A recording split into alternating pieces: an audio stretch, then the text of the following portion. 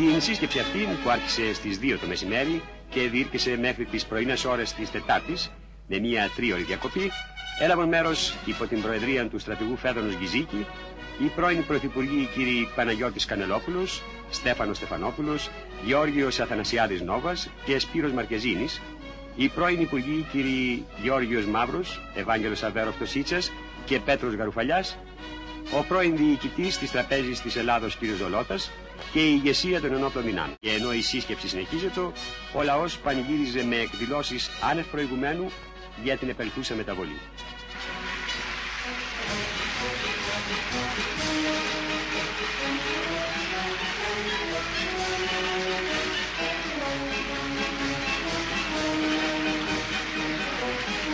Αμέσως μετά την άφηξή του, ο κύριος Κωνσταντίνος Καραμανλής μετέσχε στην υπό την προεδρία του στρατηγού Γκυζίκη συνεχιζομένη σύσκεψη των πολιτικών ηγετών και στις 4 και 15 το πρωί, λαβών την εντολή σχηματισμού πολιτικής κυβερνήσεως, ορκίστη παρουσία του Προέδρου της Δημοκρατίας υπό του Αρχιεπισκόπου Αθηνών και Πάσης Ελλάδος κυρίου Σεραφείμ ως Πρωθυπουργός της χώρας.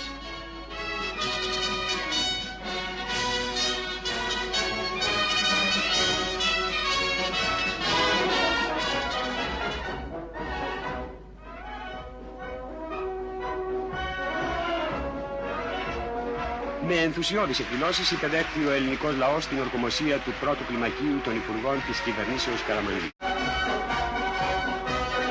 Ο Πρωθυπουργός κ. Κωνσταντίνος Καραμανλής, ομιλήσας μετά την ορκομοσία του προς τον ελληνικό λαό, είπε τα εξής.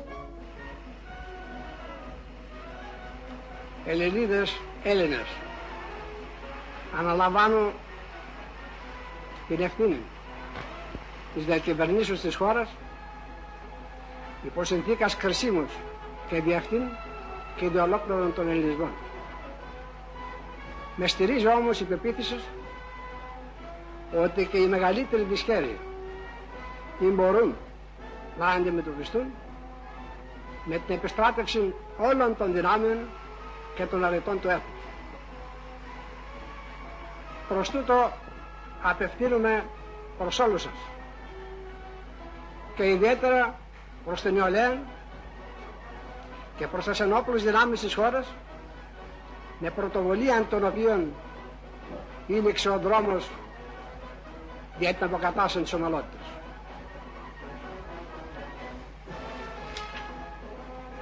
Και σας ζητώ να εξαρθείτε εις το ύψος των περιστάσεων.